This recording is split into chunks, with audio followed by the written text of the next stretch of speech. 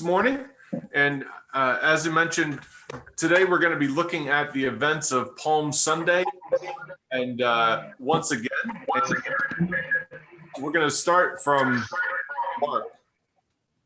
I have a little feedback, so if people can mute themselves to start, that would be good. And then when you want, we can unmute just to make sure that we don't have any feedback. So as we start, some questions. Has anyone ever come through for you when you didn't expect it? And how did that feel? So in general, you can answer any of these questions. How does it feel when someone doesn't come through for you when you've expected them to? And when was the last time you were there for someone who didn't expect it from you? And how did that feel for you?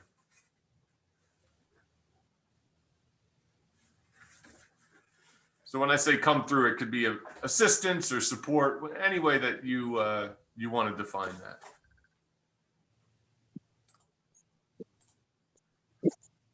Well, yes, back a couple. Oh, sorry, Rick. I always know that either when I'm moving or someone else is moving, that is always like, I never expect people to show up to help me move because I just think that's like a bear of a task. Like, hey, on your Saturday, come and move my stuff. And so I always find that that's like a big ask, and I'm always surprised when people show up. But then also, like, I've shown up for people because I care about them, and so it's like a moving in general. And Rick? I was just thinking when I was in the hospital for just a couple days several years ago, Eileen was there in the hospital with me almost all the time until they kicked her out. And then some biking friends of mine came over, which I hadn't expected because it wasn't really anything serious. At least I didn't take it seriously, but they came to check up on me and say hi and stuff. So that was very unexpected, but very nice and welcomed.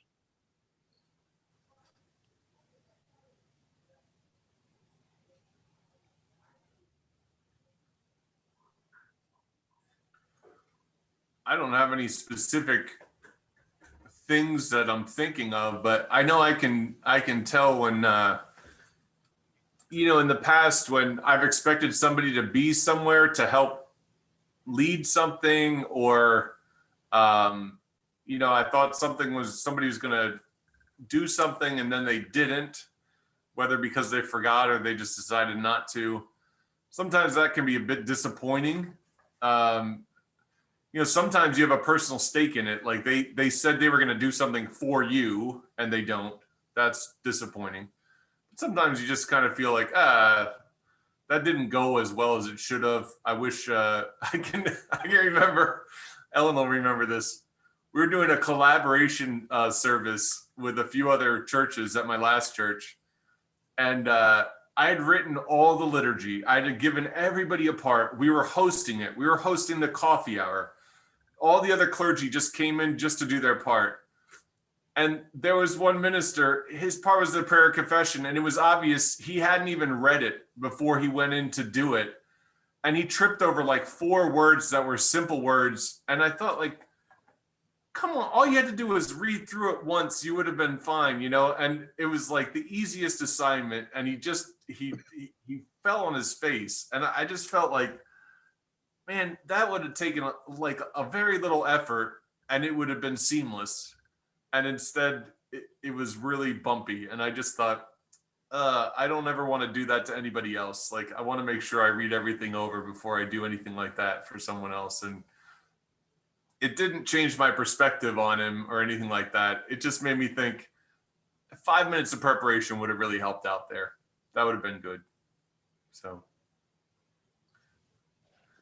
Anyone else on people coming through for you unexpectedly, or something you expected that didn't happen? Yes. When my birthday came, we had a little celebration in my condo with my wife and some of my friends. I was ready to go in, and a stream of about a half a mile came by car past me, wishing me happy birthday. And those little moments, maybe not so little in this case, but those are the things that help you lift you up. And you realize that there are people out there that really do care for you. So they may not say it in words, but it's by their actions. So in this case, it's kind of an unusual sense that I have, but it's one that I've remembered since my birthday. Thanks for sharing that, Dick. Yeah, something like that can really make a big impact, can it? It did. Yeah, that's great. Well, so some of you are figuring out my clever attempts to put us into perspective of Palm Sunday, but we're going to be talking about Jesus coming into Jerusalem and maybe about what people expected from him and what they got or what they didn't. So as we enter, though, I'd like to start with the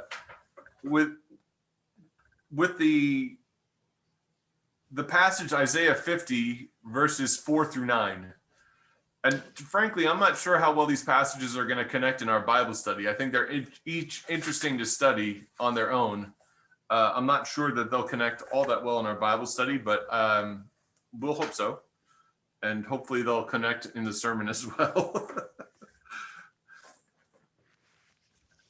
So as we turn to Isaiah, just a reminder that we are in the third part of Isaiah. And Isaiah isn't broken into parts by the author of Isaiah, but rather by, centuries to follow. And whether you believe that there were different prophets speaking in the name of Isaiah to two different times, or just different audiences who the original prophet Isaiah prophesied to, I think either one of those you can hold. But either way, we should know that this prophecy, no matter who spoke it, it's definitely directed at exiles in Babylon. So we are quite sure that this prophecy goes to an exiled people in Babylon. So that might change the way that we read it. But do I have a volunteer who'd be willing to read Isaiah chapter 50, verses 4-9? Sure. Thank you, Rick. The sovereign Lord has given me an instructed tongue to know the word that sustains the weary. He wakens me morning by morning, wakens my ear to listen like one being taught. The sovereign Lord has opened my ears, and I have not been rebellious. I have not drawn back. I offered my back to those who beat me, my cheeks to those who pulled out my beard. I did not hide my face from mocking and spitting. Because the sovereign Lord helps me, I will not be disgraced. Therefore, I have set my face like flint, and I know I will not be put to shame. He who vindicates me is near. Who then will bring charges against me? Let us face each other. Who is my accuser? Let him confront me. It is the sovereign Lord who helps me. Who is he that will condemn me? They will all wear out like a garment. The moths will eat them up. Thank you, Rick. So our first question, when approaching a difficult time, is getting through it more connected to your faith and personal foundation or the people who surround you? So this is a personal question. In your opinion. I think they're kind of tied together in that my faith has brought me into a group of people that surround me to support me and care for me. And likewise, that I can reciprocate and care for you and be that foundation for one another. But they're kind of commingled and interdependent. Absolutely.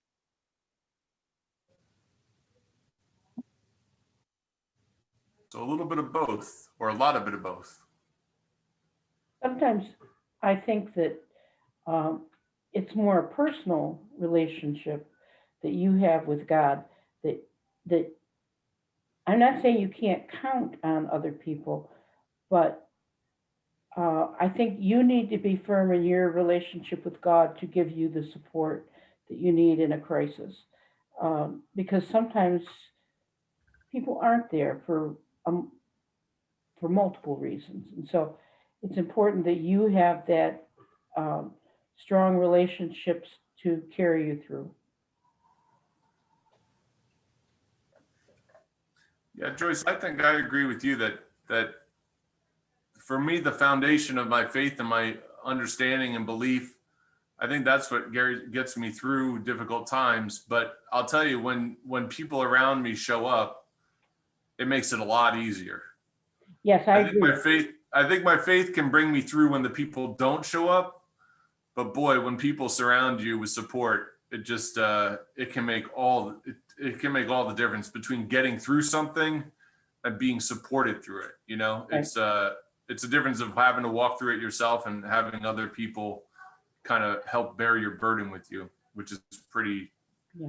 I think we've all experienced those kind of moments, just a different way of seeing a hard time, right? Right. Yeah. So in verse 4 in particular, what gifts are described and why does the prophet value them?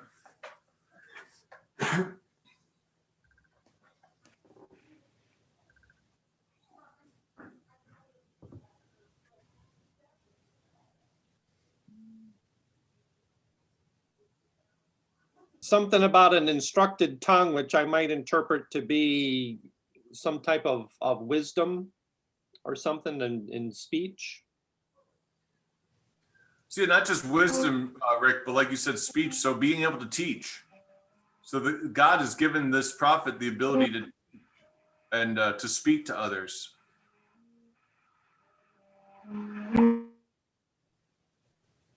And there's a really important pair that goes with it in verse 4 too. Listening. The old 2 ears in one mouth thing, right? So, yeah, listen as those who are taught, which is a wonderful thing for a prophet to say. I can speak. That God has gifted me with the speech of a prophet, and God has also inclined my ear as someone who wants to be taught, like ready to learn, that kind of thing. Yeah, the moment of being available to listen is so much more important than what we're, our ability to understand it even sometimes, but just being willing to be open enough to understand something that comes to us.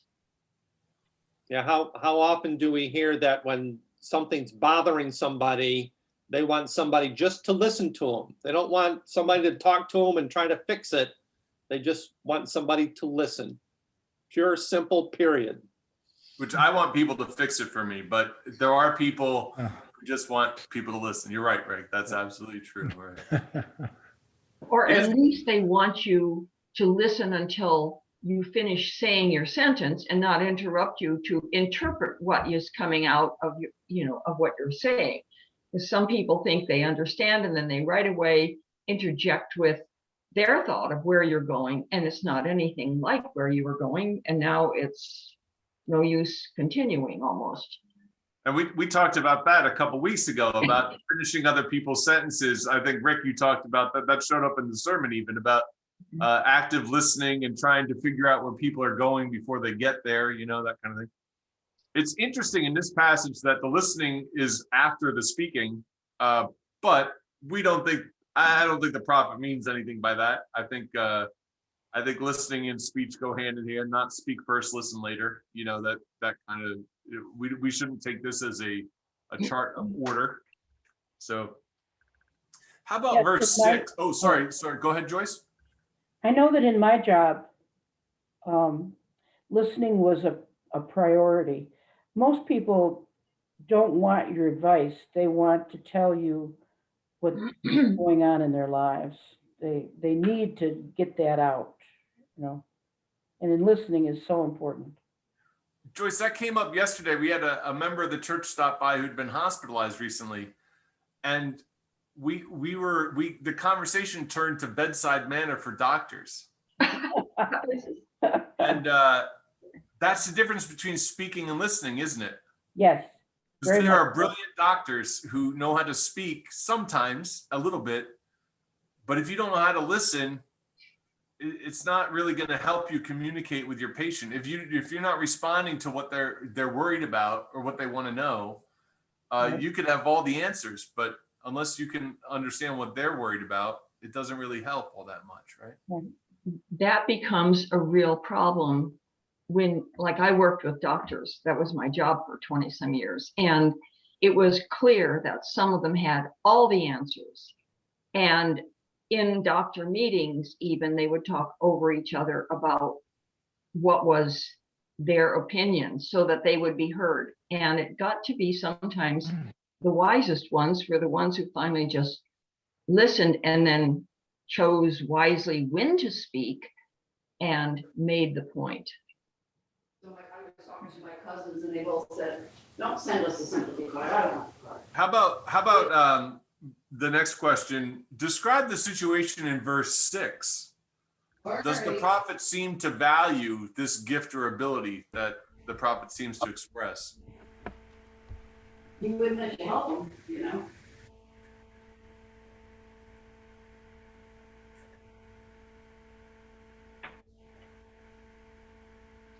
If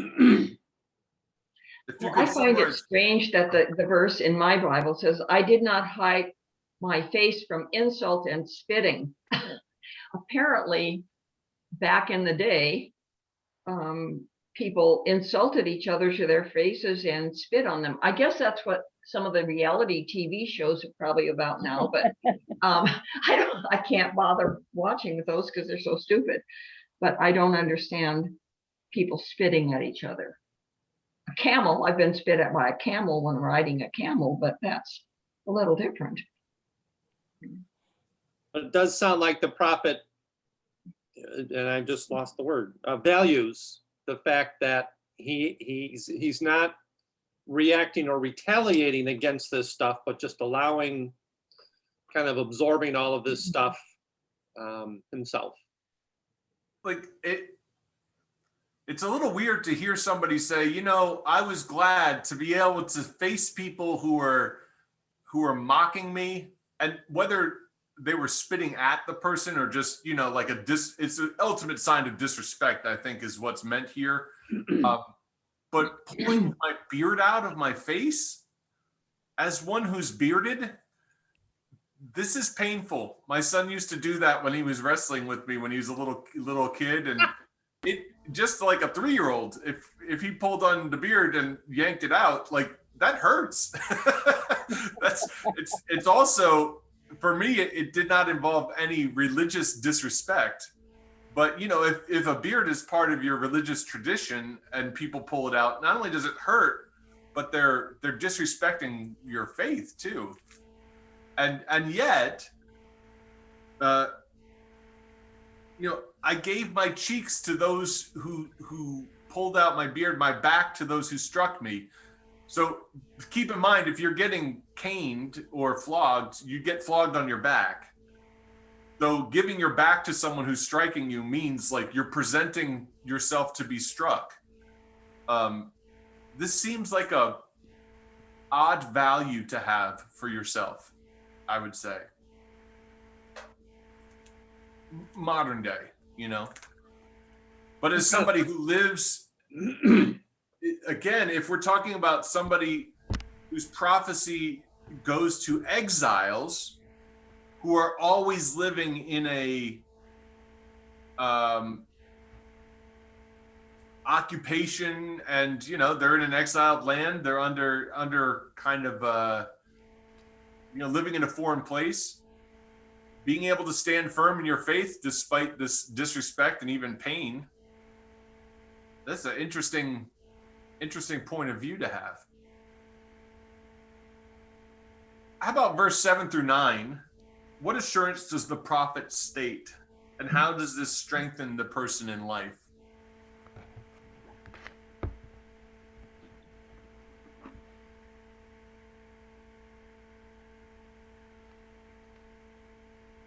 It says that God is with him, the Lord is with him, helps me.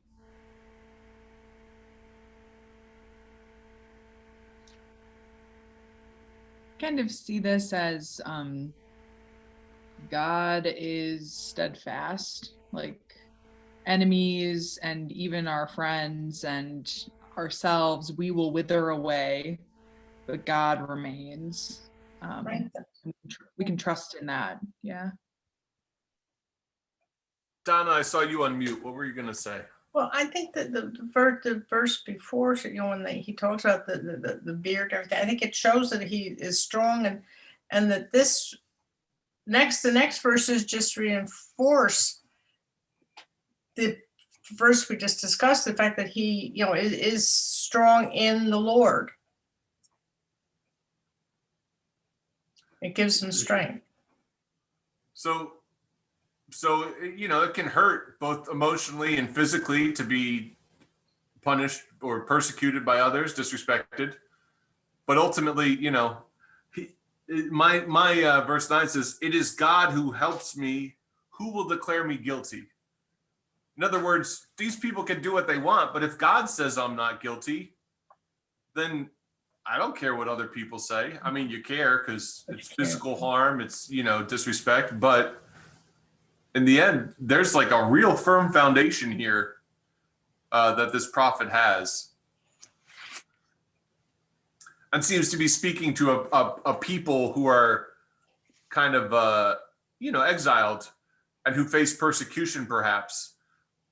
This is a message to them about what truly matters. Easier said, read from our time now than maybe heard back then, but still. It reminds me of that verse, and maybe this is just a different version of it. If God be for me, who can be against me? Yeah, and it seems like Paul gets his words from this, you know, is inspired by Isaiah here, right? So Paul talks about that years later. So that definitely. So then we're going to turn to our passage in Mark then, which is a passage that tells the story of Palm Sunday in the Gospel of Mark. So I'll give you a second to turn to that.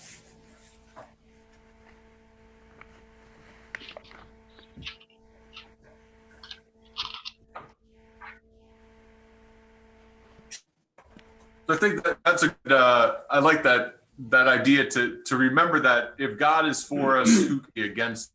Good kind of theme to be thinking about as we turn. Would somebody be willing to read chapter 11, verses 1 through 6? Oh, chapter 11? Yes. Yes. You have chapter did I 1 say? in question 5. I meant to say chapter 11. I was going to say Palm Sunday in the first chapter of Mark. Yeah, no. Mark doesn't start off in Palm Sunday. He joins the action pretty quickly, but not Palm Sunday yet. So Not that We fast. went with the 15. 2015. I can read it. Mark 11, 1 through 6. Thanks, Ellen. 1 through 6. Okay, good. When they were approaching Jerusalem at Bethphage and Bethany, near the Mount of Olives, he sent 2 of his disciples and said to them, "Go into the village ahead of you, and immediately as you enter it, you will find tied there a colt that has never been ridden. Untie it and bring it. If anyone says to you, 'Why are they doing this?' just say this, 'The Lord needs it, and we'll send it back here immediately.'" They went away and found a colt tied near a door outside the street. As they were untying it, some of the bystanders said to them, "What are you doing untying the colt?" They told them what Jesus had said, and they allowed them to take it. What does Jesus instruct the disciples to do? Steal a colt. That was like, Kill a colt. Maybe borrow a colt. Borrow a colt. But you know, when I was in India, I saw colts tied outside doors of people's little houses, tiny little houses. But there was this colt outside the door. And I thought about that Bible verse and I thought, how do people not just steal those all the time? You know? So Jesus essentially says, you know, go into the city there or the village and yeah, you'll see a colt there and take it. if you're one of the disciples, I wonder how you feel with that instruction. Like, are we cattle rustlers or what's going on here? We never hear from the perspective of the disciples who were told to do this. So But Jesus why did would say, we'll bring it back shortly. they did? So that's good. So they kind of knew they were borrowing, not stealing. So that's good. At least they have that going for them. So why would Jesus seek to do this? I'm gonna sneak back to Zechariah chapter 9, verse 9 here, and I want to read you this verse. Rejoice greatly, O daughter Zion. Shout aloud, O daughter Jerusalem. Lo, your king comes to you. Triumphant and victorious is he, humble and riding on a donkey, on a colt, the foal of a donkey. So we think that Zechariah 9:9 connects with this whole entrance into Jerusalem. So if that's the case, why is Jesus asking them to do this, and what's significant about this particular animal? It hasn't been ridden. So why is that significant, Carol? What do we think that might mean? It's pure. It's not been used by other folks. Set apart.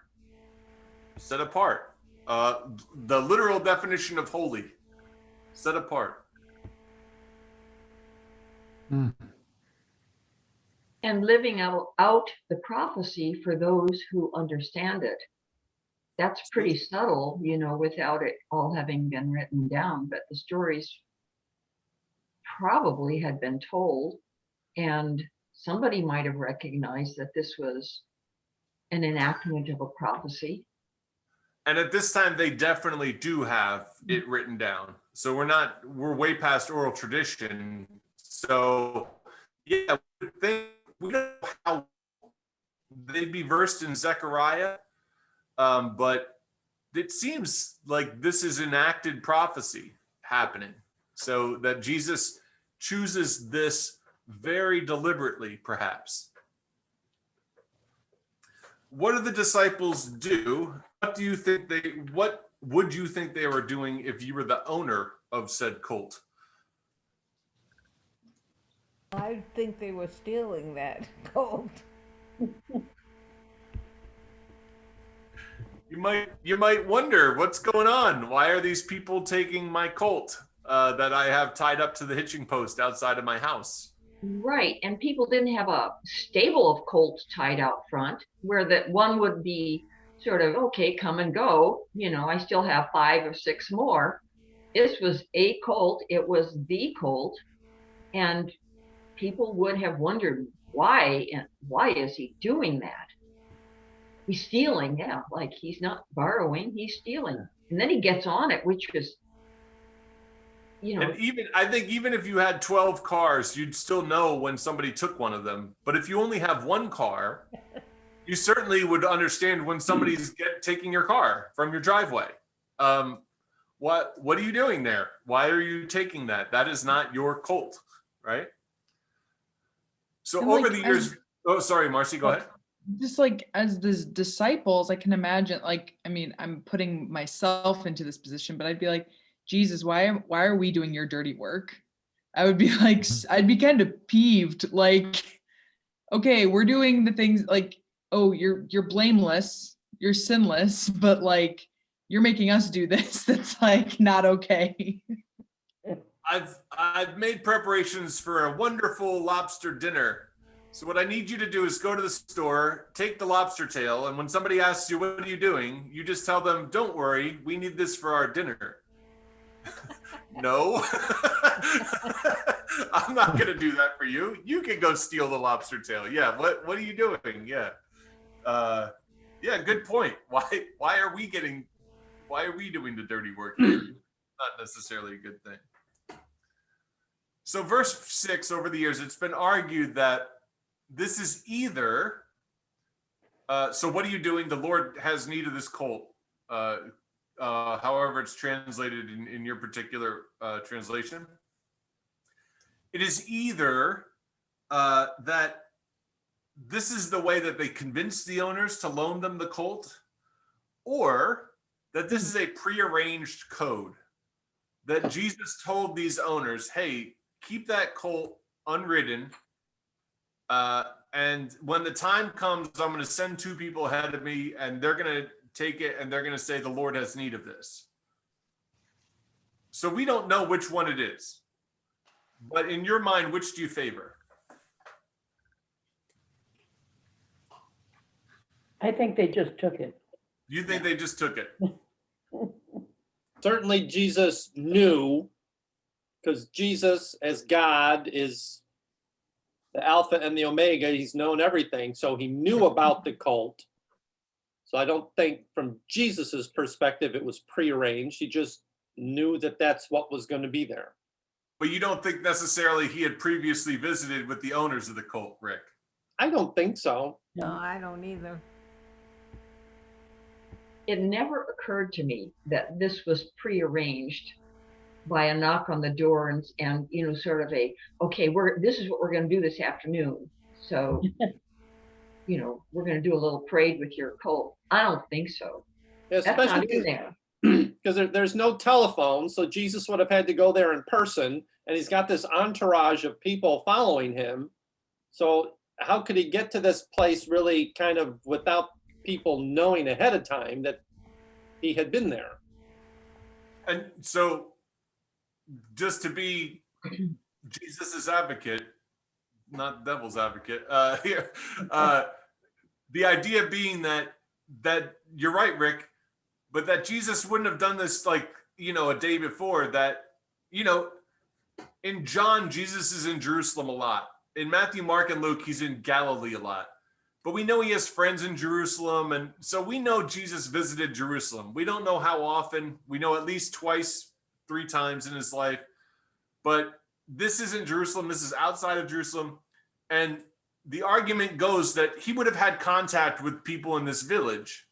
So the last time he was there, he stopped by and said, hey, you know, now that you're one of my followers, I just want you to know I'm going to have need of a colt when it comes to Passover.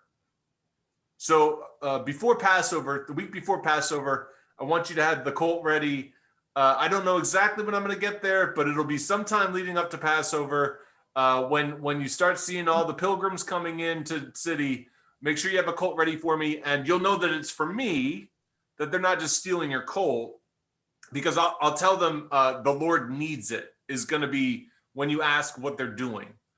So the idea being, yeah, he didn't arrange it the night before, but it's not like this was a random day. This was leading up to Passover. This was like the biggest high holy days of, like, that'd be like Jesus saying, hey, listen, the week before Christmas, I'm going to be coming.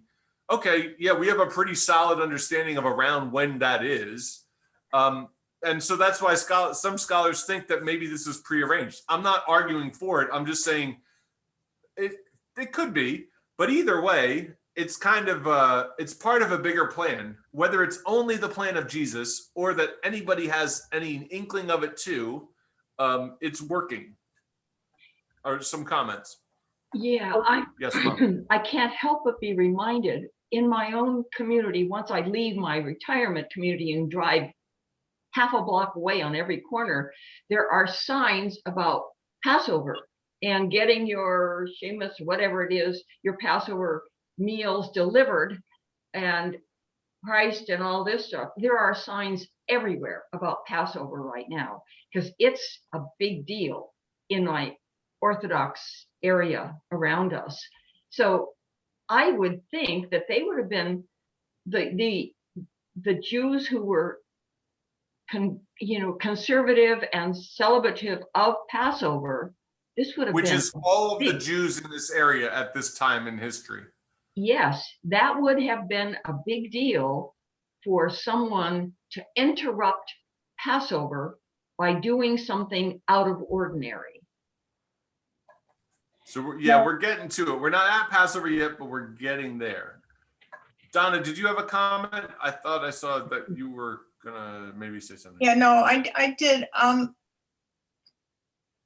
Just going to the point about, was it prearranged? If we focus on the significance of the colt having never been ridden and being, shall we say, a pure colt, and the symbolism behind that, then that almost says it probably had to have been prearranged to be sure it was, the unridden colt. Yeah, because then otherwise, how do the disciples know? Yeah, that's a young colt, but is that the one that's never been ridden? I'm not quite sure. Yeah. Like they didn't exactly put a sign over the back of the colt that says unridden, and you flip it to ridden once it's been ridden once. Yeah. But yeah, so I'm not sure this really helps us in our faith, but it's an interesting question about what was going on. This is a really interesting time in the life of Jesus, this last week of the life of Jesus, last week and a half. We wonder what it was like to be a disciple then. What are we following Jesus toward right now? What are we doing with Jesus right now? Really different kind of time. So would somebody be willing to read? Can I just add one thing? Go ahead, Joyce. Well, I don't think it has to be this complicated. No, it doesn't. I think that if Jesus wanted a colt, he can make people think whatever. I mean, he has the power to change things. He could have put a thought in somebody's mind that lived in that house to put their colt out front and tie it up. I mean, he can do whatever he wants to do. There's a plan at work, whether it's was spoken or whether it was a thought implanted, somebody, a seed of thought or inspiration that said we should put the colt around front tonight, just in case there's something happening. Yeah, you're right, Joyce. It doesn't need to be that complex. Just a little mental exercise because it's something that's kind of interesting that happened here. And the idea being like we're going to get to some spectacular events, but this in and of itself is. We brush right over this part like, oh yeah, Jesus says there's going to be a donkey. We go get the donkey. And it's like, wait a second, what just happened? Like, Right. Did the disciples know this? How did that happen? But let's get to verses 7 through 11. Would somebody be willing to read verses 7 through 11 for us? Thank you, Carol. Okay, and this is the message. And it doesn't have a 7, so we'll just go on. The disciples replied exactly as Jesus had instructed them, and the people let them alone. They brought the colt to Jesus, spread their coats on it, and he mounted. The people gave him a wonderful welcome. Some tossed their coats in the street, and others spread rushes they had cut from the field. Running ahead and following after, they were all calling, Hosanna, blessed is he who comes in God's name. Blessed the coming kingdom of our father David. Hosanna in the highest heaven. Is it 11? Yeah, one last verse, yep. Okay.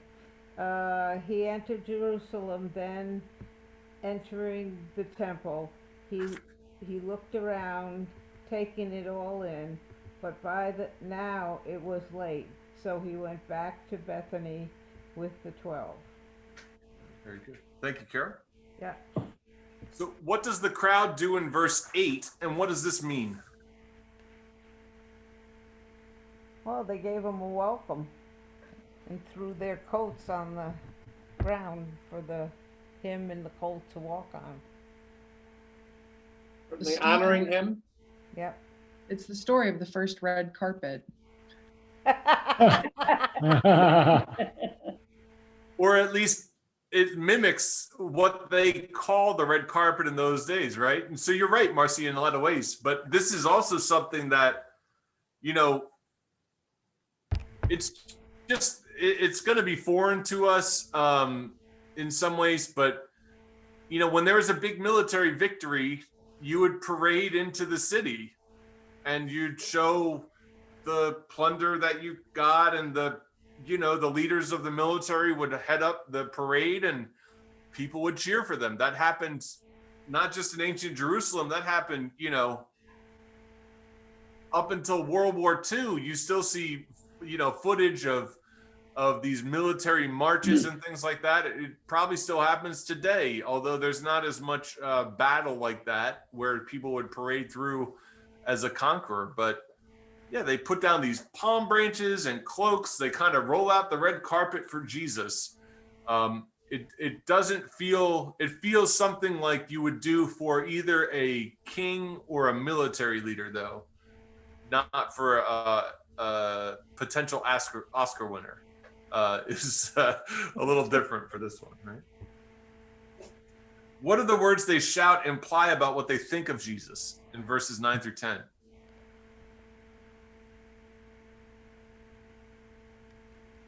Well, they're shouting Hosanna, which means save or save us or will save us. So apparently they're thinking that, yep, we're coming, Jesus is coming here to rid the Roman Empire from us. So military idea.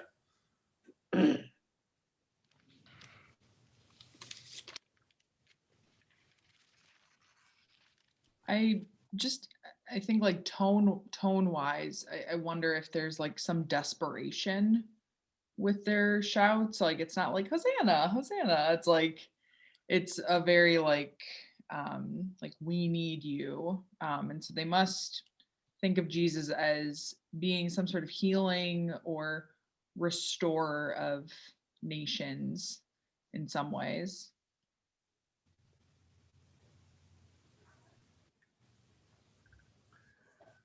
So go ahead, Mom.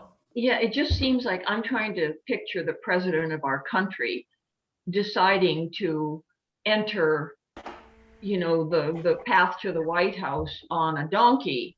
And I'm sure they would roll out a red carpet before that donkey touched the ground, no matter who was in the White House, no matter what was happening. It would just be, you can't just be ordinary. If this is supposed to be a king, first they're mocking him by making him ride a donkey. We have to fix that. And the ones who are trying to make it right took off their cloaks, which they didn't have a lot of clothes in their closets back then. And this could have been a muddy path. And there they were strewing him down because out of respect and adoration, and hopefully that this really was the kingdom. They believed it was, that this was the king, the Hosanna they were looking for. So, yeah, number 11, we'll touch on something you just said. The thing about a donkey, these days, we would say, like, you're mocking that person, right? So back in those days, though, a donkey was a royal steed. It seems hard to believe right now, like, what? But kings rode on donkeys. That wasn't problematic to ride on a donkey, but it sent a very specific message. The difference between riding on a donkey and riding on a horse. Were there mules back then? Because mules are bigger. Donkeys are so small. Yeah, you think, right? You'd say like a donkey It's a doesn't. cross between a horse and a donkey. But it's keep in mind, people back then are a little smaller too, so maybe the donkey did a little bit okay. But there's symbolism, and if you ride a war horse with armor and pageantry, you're showing that you are a militarily mighty person. But the same person could ride a donkey into a place, and it shows that you're coming in peace. So it doesn't say anything about your lack of military power. It just shows what your purpose is. That's what we've been told in the Old Testament and the New. Like when a king comes riding on a donkey, you can trust that they're not there to bring war. When a king comes on a war horse, it's showing that they've either conquered or that they plan to. So this is a little different, that Jesus is coming in on a donkey. Going back to Zechariah, definitely fulfills some prophecy. But for people who might not have known Zechariah, the image would have been clear that, like, that's interesting. Our Savior's here. The Messiah is coming on a donkey. He must have gotten it wrong. Maybe. Except throughout Jesus's ministry, he was always talking and confirming that he was there to fulfill the prophecy. And so much of his parables and teachings and everything that he was doing. So coming on a donkey doesn't seem inconsistent from our Right. perspective. Right. So at the end of this passage in Mark, it's kind of peculiar. Why do you think Jesus calls it a day instead of heading into the temple? What does that say about him? So we know the next thing he's going to do is cleanse the temple. That's going to be happening soon. But he doesn't do it that night. Timing is everything. Timing is everything. At the end of the day, people may have already been leaving. Wouldn't It's have made. interesting if you look on, you see that he later then turns the money changers tables and that, and I thought that was before he went in the temple, but it wasn't, I guess. Yeah, so he kind of takes a look at the situation, and then he and his disciples who are all there with him, like imagine Jesus tells you you're one of the 12. All right, we're all headed to the temple now that we're in Jerusalem. Like, okay, whoa, what's going to happen now? All right, now we're going to head back to Bethany and spend the night there. Like, oh, that was it? We're good just with the donkey thing today? Okay, well, let's go back to Bethany, you know? If nothing else, go ahead. Who said?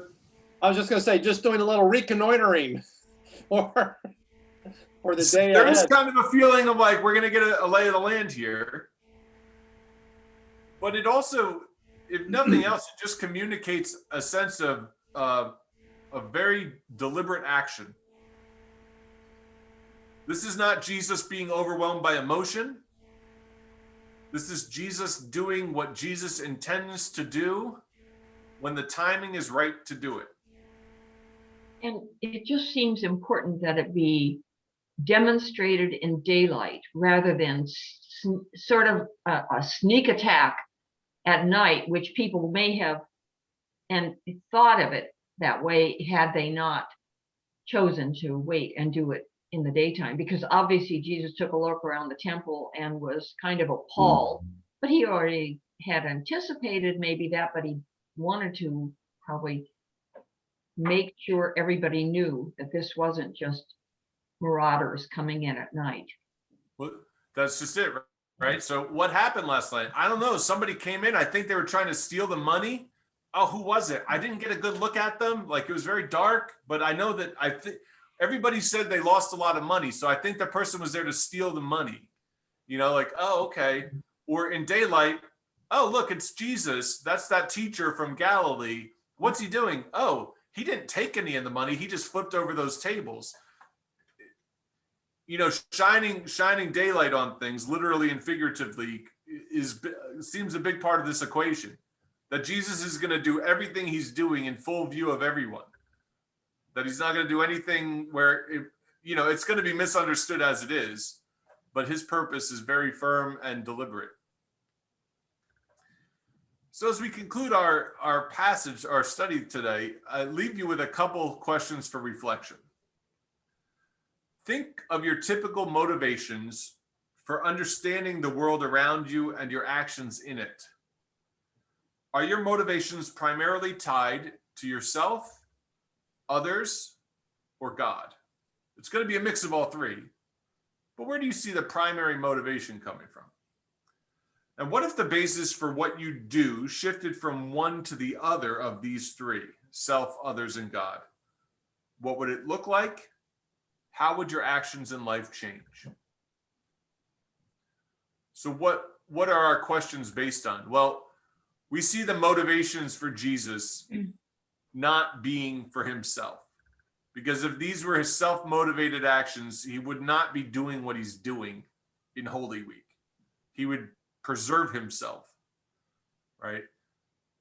So when we think of Jesus's model of action, when we think of the prophet's model of behavior in Isaiah, they do not seem self-focused. So when we think of our actions, our motivations, do we tend to operate first from a self perspective, from others, or from God in our motivations? So I leave you with that question, and not to make you feel guilty, not to say you should have one or the other, but how would your actions and your perspective change if your motivations were based on yourself, based on others, or based first and foremost on God? What would that look like? Would it change if you saw those shifts?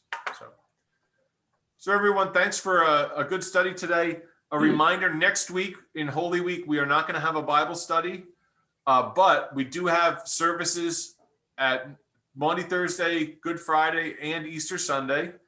All the information about that's in your newsletter and bulletins online.